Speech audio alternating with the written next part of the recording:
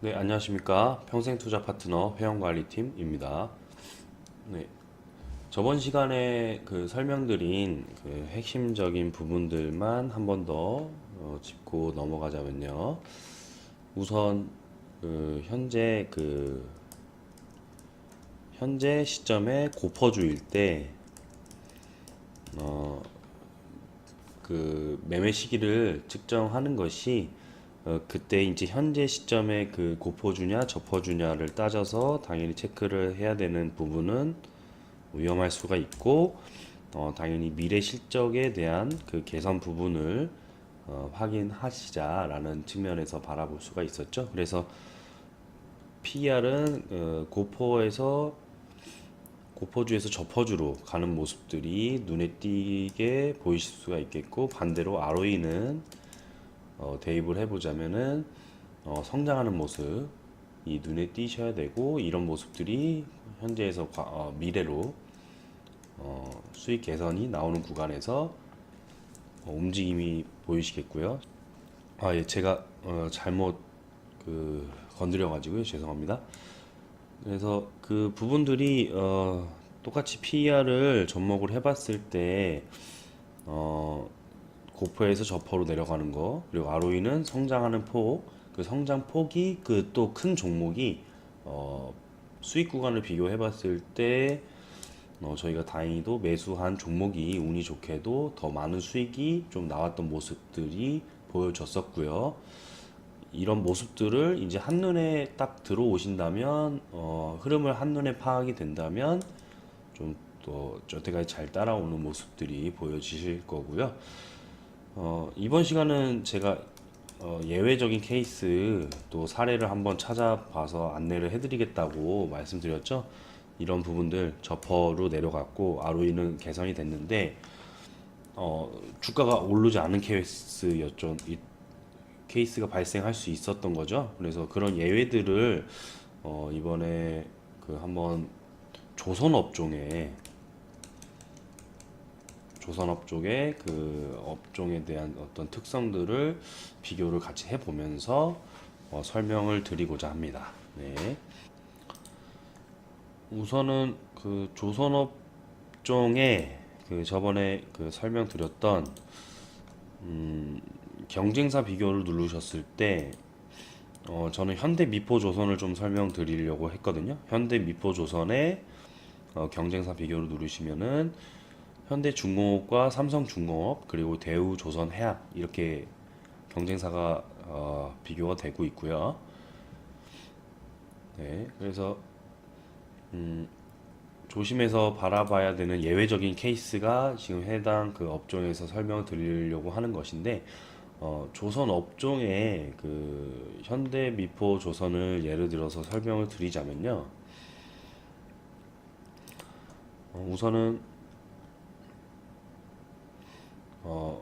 우선은 일단은 예외 케이스보다도 이론과 접목해서 봐보겠습니다. 그래서 이론과 또 접목했을 때 대입이 돼서 주가가 또 의미 있는 구간에 상승이 나왔던 구간을 먼저 한번 보시겠고요. 일단 ROE와 PER만 한번 체크를 해보겠습니다. 네, 제가 적어드리자면요.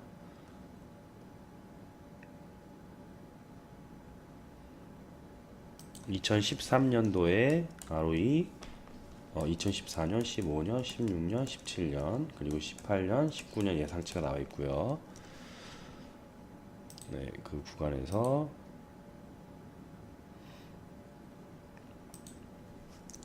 ROE는 마이너스 7, 마이너스 25, 2, 1, 15, 2, 4. 상당히 이제 급등과 어떤 하락폭이 되게 큰 것을 눈에 띄게 발견하실 수 있겠고요. PER은 적자의 NA, 저번 시간에 설명드렸죠. NA, 그리고 2015년에는 27 PER과 2016년에는 조금 더 고퍼주로 올라갔죠. 38. ROE가 살짝 내려갔으니까 PR이 반대로 올라가는 모습이 눈에 띄겠고요. 2017년에는 ROE가 15까지 성장을 하고 PER은 상당히 저퍼주로 내려가는 모습 6. 네, 그러면 이론과 대비했을 때는 2017년에 주가가 좀 성장하는 모습이 나왔겠죠? 네, 그 이후에는 이제 다시 이제 하락폭이 보이지만요. 일단은 그러면은 차트를 직접적으로 한번 바로 바라보겠습니다. 그래서 2017년에 그 주가 상승폭이 나왔는지 체크를 해보겠고요. 오늘 우선은요. 네, 2017년 지금 현재 현대미포조선의 월간 차트고요. 네, 2017년 초입기에 들어오면서 가격 구간은 이제 뭐 5월 이평선 기점으로 봤을 때 현재에서 한 대략 한 70% 정도의 수익이 나오고 있는 구간이겠네요. 네, 그 상승이 나왔고요. 이런 모습으로 대입을 해봤을 때는 어떤 이론이 예외적인 케이스가 있을까라고 생각이 되시겠지만요.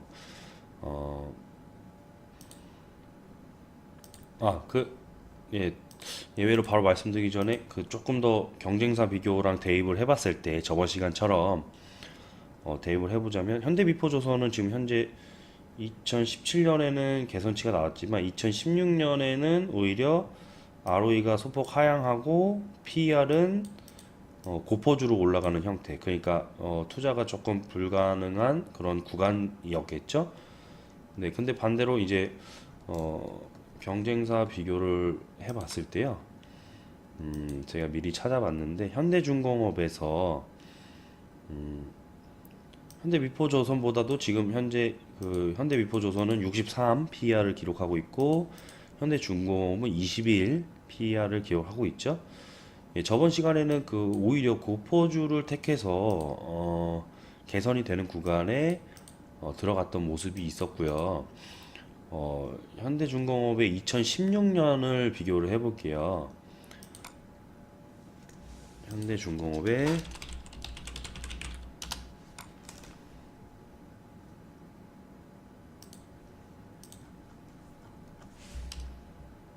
2016년에 ROE와 PER만 비교를 해보자면요. PER은 NA에서 19로 개선이 돼 있고 현대미포조선이 PER이 비교를 해봤을 때 이때 시점에서는 제가 아까 38 정도로 기억하고 있거든요. 근데 현재 지금 현대중공업은 접어주죠. 현대미포조선에 비교해 보면요, 19로 기록이 돼 있고 현재 그 2016년에 비교를 해봤을 때입니다. 그리고 ROE는 마이너스 9에서 3으로 올라가고 있습니다. 네, 그 부분이 현대미포조선에서는 투자가 진행이 안 될 수 있겠지만은 이제 현대중공업에서는 반대로 투자가 좀 이루어질 수 있었던 부분이 되실 수가 있겠다라고 생각되실 수 있겠죠. 그래서 2016년에 그 한 해 동안 그 성장을 했네요. 그래서 가격 그 추이를 비교를 해보자면요, 어떤 5월 이평선의 대입값만 비교를 해봤을 때 50% 이상의 50%나 60% 이상의 그 수익이 나왔던 그 한 해의 모습이 되겠고요. 이런 이론들로 비교해봤을 때는 경쟁사 비교했을 때 그 현재 그 2016년에 현대미포조선 ROE가 하락했고 그 PER이 올라갔다. 그래서 투자는 불가능. 반대로 경쟁사였던 그 현대중공업 입장에서는 ROE의 성장, 턴어라운드 현상이 발생됐고 저퍼로 내려가는 그런 현상들이 나왔었죠.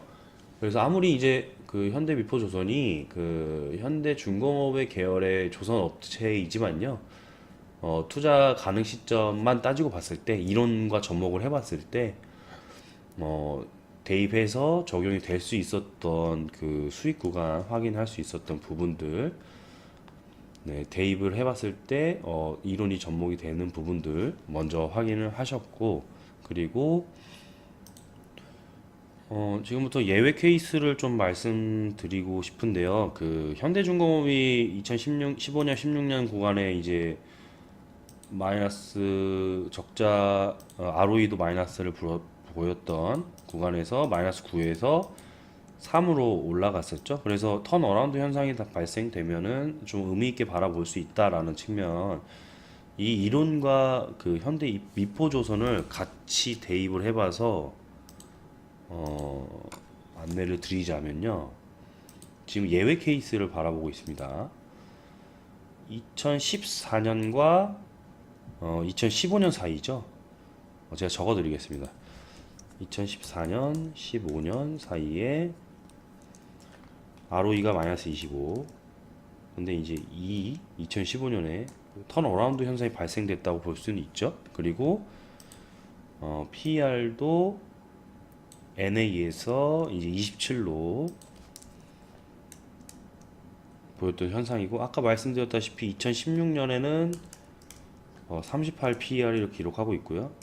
근데 이때 현대중공업은 이제 16, 18, 뭐 이 정도 구간이었죠. 그래서 저퍼주의 경쟁사 비교했을 때 우위에 있었던 모습들이 확인되시고, 그 모습만 확인하는 게 아니라 미래의 실적도 개선이 됐던 구간이었기 때문에 16년에는 현대중공업이 더 매수가 가능했던 그런 연도였고, 반대로 2017년에는 ROE가 성장을 하면서 1에서 15로 성장을 하면서 PER도 저퍼주로 6으로 내려가는 모습이 보였죠.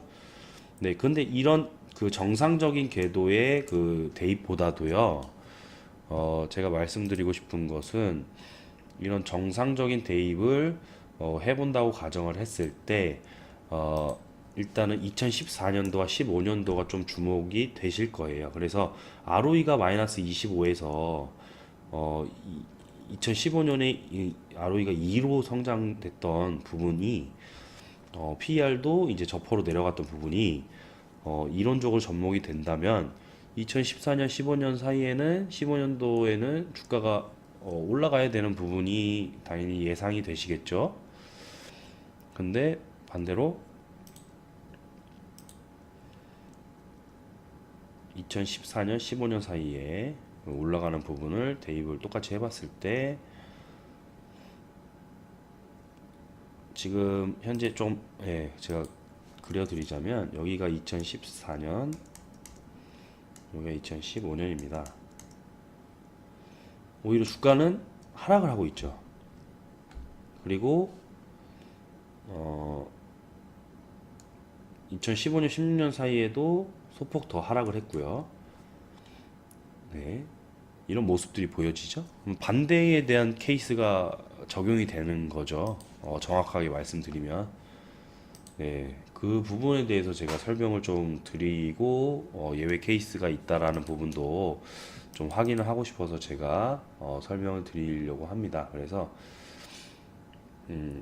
사실은 이제 그 엄청난 적자 폭을 개선시킨 구간, 2014년, 15년 구간에 투자가 가능하다고 생각될 수 있지만 오히려 주가가 2014년과 15년 구간에 하락한 모습이 나왔고요. 2015년 그 구간에서도 저희가 2014년에는 적자가 나왔기 때문에 2014년에는 당연히 하락했겠지만 2015년에는 반대로 2015년 한 해는 반대로 어느 정도 반등이 좀 의미 있는 반등이 나와줘야 되는 거 아니었냐라는 그런 이론을 대입해 볼 수 있겠지만, 예, 그 현대 미포조선의 그 예외적인 케이스가 발생됐던 부분을 크게 보자면, 우선 제가 적으면서 하겠습니다.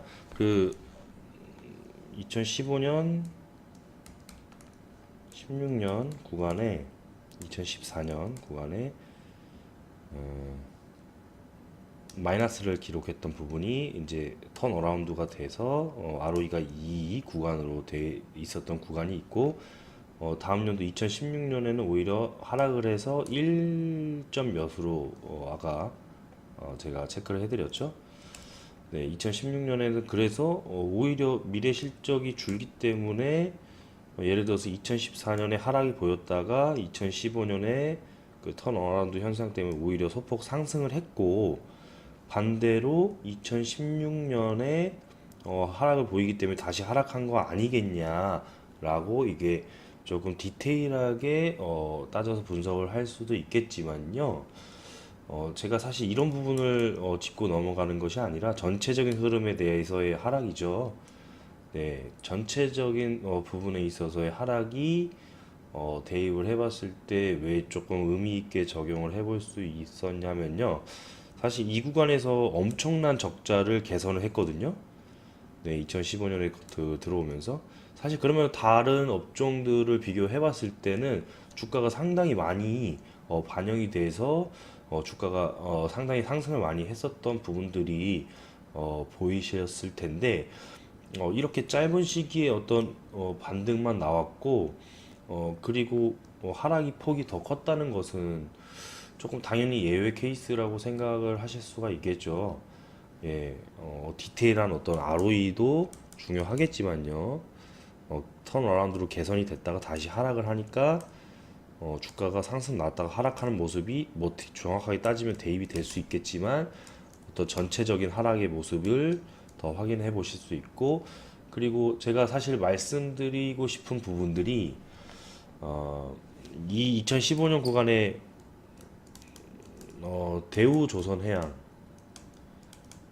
대우조선해양의 그 사태들을 좀 설명드리려고 합니다. 그래서 어, 어떤 그 현대미포조선이 이제 동종업계에 있어서 현대미포조선의 기업이 대우조선해양에 의해서 어떤 악영향이 좀 미쳐졌었죠. 예, 그리고 이런 악영향적인 측면은 제가 저번 예전에도 한번 짚어드렸다시피 어떤 정치적인 그 부분과 환경적인 부분에 있어서 기업의 이익을 좀 감소시킬 수 있는 케이스들이 있을 수 있다라고 이제 설명드렸던 부분들이 이번에 예외 케이스가 조금 적용이 되실 부분도 있어요. 왜냐면 이때 당시에 그 현대미포조선이 금융 부분 쪽에 있어서 대우조선해양 관련 채권 평가 손실을 좀 반영이 됐거든요. 그래서 적자로 좀 전환이 됐었던 적이 있었고, 그리고 조선 부분의 그 전체적인 어떤 매출 감소도 당연히 더해져서 영업이익이 상당히 이제 감소됐던 측면이 있었던 거죠. 그래서 이런 어떤 그 하락 측면도 거기서 이제 손꼽아서 생각을 해봐야 될 수도 있겠지만 또 한 가지 더 짚고 넘어가자면 사실 그 선박 그 수주 업체의 큰 폭의 이익 변화는요. 엄청나게 이제 이익 변화가 크게 급등락이 심했잖아요. 그런 큰 폭의 이익 변화는 그런 실적 반영에 있어서 그 전체가 다 대입이 안 될 수가 있다는 점이에요. 예, 그 점들을 종합적으로 다 체크를 해드리려고 하는 겁니다. 그래서 ROE가 그래도 일단은 턴어라운드로 크게 상승을 했지만 주가는 크게 반영이 되지 않았던 부분, 그런 전체적인 어떤 예외 케이스에서 대입을 해보자면 정치 환경적인 부분, 그 타 기업에서 악영향을 끼쳤던 그런 부분도 확인될 수 있지만 업종의 특성상 선박 수주 업체에 대한 어떤 큰 이익에 대한 변화가 왜 실적에 크게 미치지 않을 수가 있느냐에 대해서 체크를 보도록 하겠습니다. 2014년은 이 한 해 기간 동안은 마이너스였으니까 당연히 주가가 내려갔던 모습. 근데 이 부분이겠죠. 2015년에도 주가는 내려갔습니다. 네, ROE는 흑자로 전환됐지만요. 그런 모습에서 사실 이 시점에서 2015년이죠. 이 시점에서 당연히 기억이 나시겠죠. 그 주식을 전부터 하셨던 분들의 그 회원님들은 대우조선해양이죠. 네, 대우조선해양.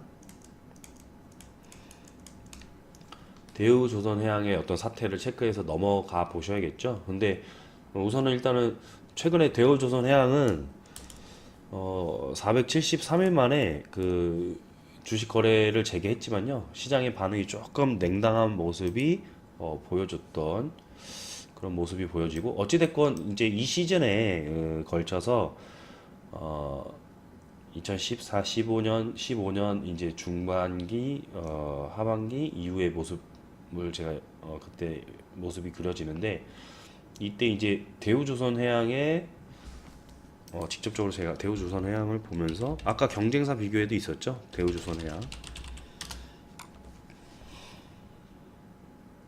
네, 대우조선해양의 월간 차트를 보면서 설명을 드리겠습니다. 네, 2015년이죠. 의미 있게 바라보는 시점이 2015년에 엄청난 하락이 나왔던 부분을 확인하실 수가 있겠습니다. 2015년, 16년 구간입니다. 네, 그래서 이때 이제 2분기 영업 손실 규모도 최소 거의 2조, 마이너스 2조, 그리고 마이너스 3조까지도 보도가 됐었는데요. 그래서 일간 차트에서도 제가 기억이 나는 부분이 네, 여기 있네요. 하한가를 기록을 했습니다. 네, 2015년 7월 15일로 기록이 되네요. 네, 하한가를 맞이했었고, 물론 이 시즌 전에 그 7월 초 이 시즌쯤에 제가 기억나는 그런 모습은 증권사에서 어떤 그 제가 기억하는 모습이 이제 그 증권사에서 7월 초에 그 조선업종의 그 투자 의견이 어떤 비중 확대 쪽으로 해석을 했던 적이 있었거든요. 네, 그런 모습으로 봤을 때 며칠 뒤에 이런 하한가가 나왔죠. 네, 그러니까 한마디로 며칠 뒤에 그 하한가가 나오면서도 그 전에 이제 뉴스가 보도됐을 때 아까 말씀드린 2분기 영업 손실이 최소 2조, 네, 혹은 이제 3조까지도 나올 수 있다라고 보도 기사가 나오면서 이날 하한가가 기록이 됐었어요. 그래서 기억이 좀 남는데요. 물론 그 예상 실적은 그 애널리스트가 예측한 수치이기 때문에 기간이 경과해서 기업 환경이 바뀌거나 그 변화하면 언제든지 수정될 수 있어서 너무 맹신하지는 말고 대신에 당연히 예상 실적조차 꺾여 있다면 당연히 투자를 더 안 할 수 있는 거죠. 예상 실적이 근데 상당히 이제 개선이 많이 되는 부분이 나온다면 반대로 투자할 수 있는 부분이라는 거 그런 부분을 체크를 해 봐야 되는 거고 하지만 이제 이런 부분 때문에 그 조선업에 대한 그 조선업태에 대한 부분에 있어서 해석을 할 때는 더 민감하게 좀 바라보고 있습니다. 예. 그러니까 예상 실적이 아예 그 빗나갔었던 부분이죠. 그래서 전체적인 흐름까지 다 말씀드리자면은 상당히 길어요. 그래서 뭐 이때 시점에 어떤 종합적인 고려를 해봤을 때 빅베스나 미청구 공사 뭐 이런 부분까지도 설명을 다 드려야 되는데 우선은 일단은 그 가장 어떤 중점적인 흐름인 이 부분만큼은 꼭 설명을 드려야 돼요. 그 공사 손실 충당금이라고 하거든요. 공사 손실 충당금.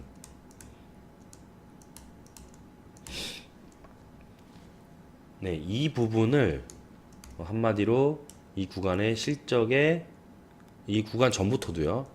실적에 그 대우조선해양이 실적에 반영을 하지 않았어요.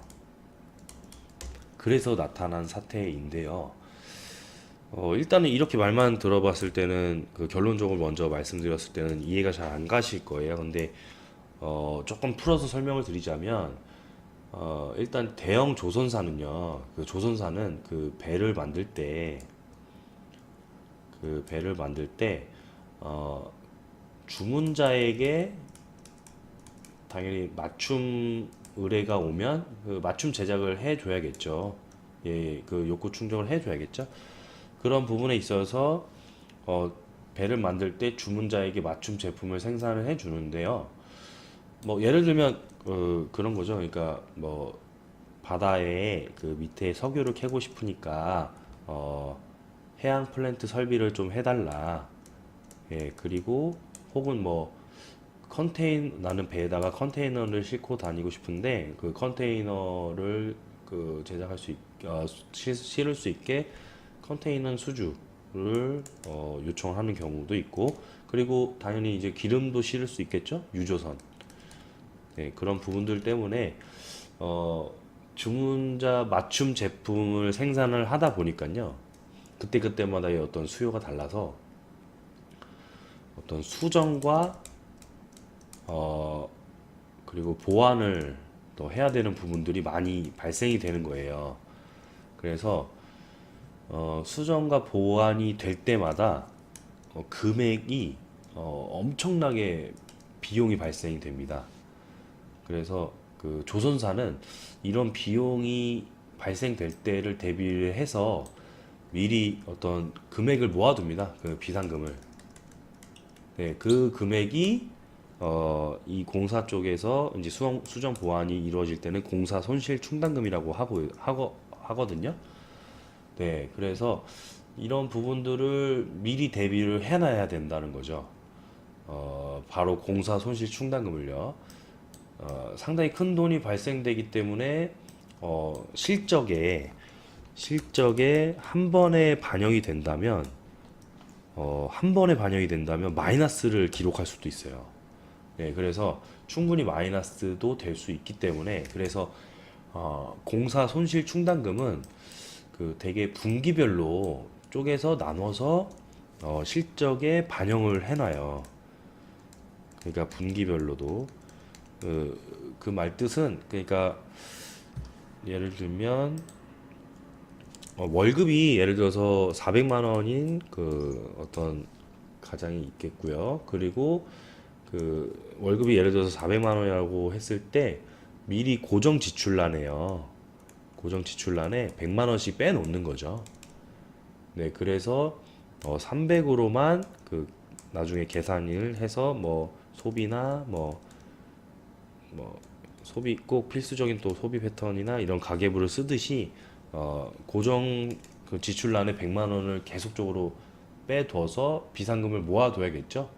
네, 그런데 이제 대우조선해양이 그런 부분들이 모아두지 못하고 오히려 이런 부분들이 다 가미가 돼서 그 분기별마다 흑자가 나와도 그런 충당금을 빼놔야 되는데, 오히려 이런 부분을 빼놓지 않고 흑자를 더 많이 반영해서 기록을 해놨던 부분들이 있었던 거죠. 그래서 그런 부분들을 공시를 해가지고 어, 그 이런 사태가 발생이 됐었고요. 그래서 이제 조선업 특성상 발생할 수 있는 일이라서 좀 앞으로 실적을 확인을 하실 때 좀 더 손실에 대한 충당금 반영 부분까지도 확인이 필요한 부분이겠죠. 그래서 아까 말씀드렸다시피 조선업은 이런 부분도 있겠지만, 제가 재무제표를 좀 디테일하게 보자면요, 아까 ROE가 상당히 크게 왔다 갔다 했었던 부분이 있어요. 이거는 지금 대우조선해양의 그때 당시에 2015년 2조 마이너스 당기순이익이 마이너스를 기록했던 구간대였고, 최근에 이제 거래를 다시 재개했던 그런 모습들이 나옵니다. 네, 최근에 거래를 재개됐었죠. 그래서 조금 그 다음에 이제 저는 현대 미포조선을 보자면요, 아까 현대미포조선의 재무제표를 살펴봤었는데 순이익이 엄청나게 왔다 갔다 하는 모습이 보여요. 그래서 2014년에는 ROE도 아까 적어드렸겠지만 순이익이 마이너스 6천억, 그리고 2015년에는 당기순이익이 257억, 2016년에는 당기순이익 396억, 2017년에는 갑자기 점프업을 하죠. 3,800억. 이 뜻은 당연히 그 수주를 맡겼을 때의 공사 대금이 한 번에 들어오는 모습이 보이실 거예요. 네, 그런 모습 때문에 갑자기 점프업을 하는 모습을 또 체크해 보실 수 있겠고,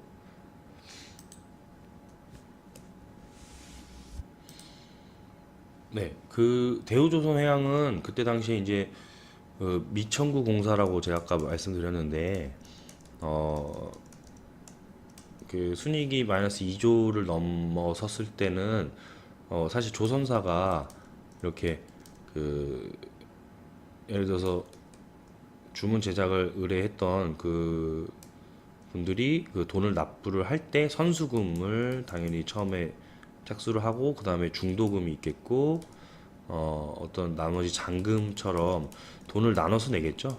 네, 그런 부분이 있는데 이런 부분도 아직 못 받은 부분까지도 반영을 했었던 거고요. 근데 예, 이런 부분들이 이제 크게 들어오겠죠. 공사 대금이. 네. 그런 부분들이 이렇게 한 번에 어떤 그 여태까지 바라왔던 저희들의 그 타 기업에서에 대한 특징들보다도 이렇게 수주에 의한 그 조선 수주에 의한 그 현금 흐름이 체크가 되실 수 있겠고 이런 부분들이 이제 아까 그 미리 이제 반영돼야 되는 그런 공사 손실 충당금으로 조금 분기별로 쪼개서 다 계산을 나중에 할 수 있게끔 벌어 드릴 때 오히려 나중에 뺀다니까 오히려 벌 때도 벌어 드린 게 아닐 수가 있는 거죠. 근데 일단은 크게 개선이 됐기 때문에 당연히 수익적인 측면이 2017년에 지금 현저히 좀 개선이 되는 부분 주가가 좀 많이 상승을 했죠. 그런 부분까지도 확인을 하실 수 있겠고 어, 이런 부분에 있어서도 앞으로 그 이렇게 수주가 크게 들어오는 부분 그런 부분에 있어서 조선업 체크를 하시고 그럴 때가 이런 어떤 그 대우조선해양처럼 큰 이슈가 있었을 때 그 ROE가 대입되지 않았던 부분들 예, 그리고 수주가 크게 들어와서 크게 이제 대금이 개선이 되는 부분 예, 그 부분에 대한 특성이 이렇다. 그래서 이 부분에 대한 순이익이 고스란히 다 반영을 해서는 또 안 되고 공사 손실 충당금에 있어서의 그 지출이 될 수 있는 부분들도 종합적으로 고려를 해보셨을 때는 이렇게 단순히 어떤 ROE 그 순이익 그리고 PER로 대입을 해봤을 때는 좀 위험할 수 있는 부분들을 확인을 하실 수가 있었던 거예요. 그래서 조금 전 시간과 이번 시간에 조금 경쟁사들과 비교를 좀 해보면서요.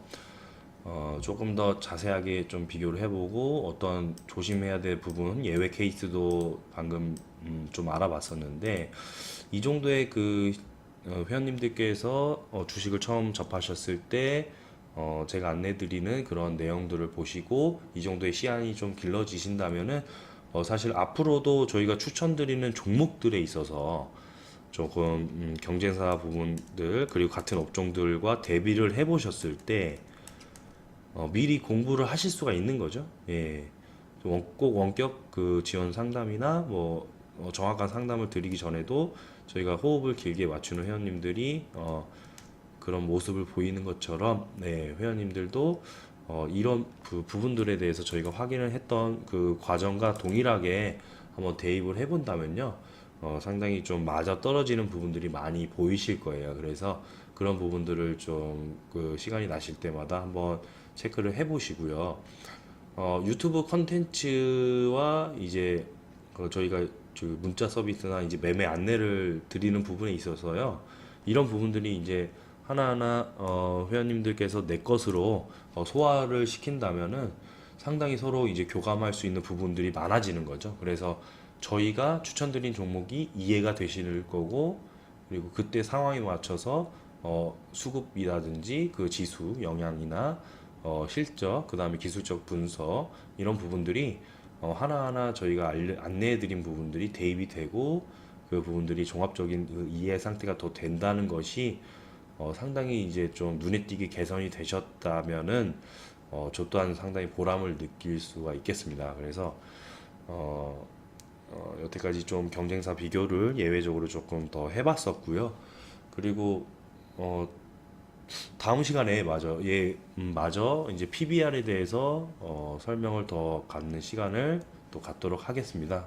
네, 그래서 다음 시간에도 좋은 모습으로 또 뵙겠습니다. 네, 감사합니다.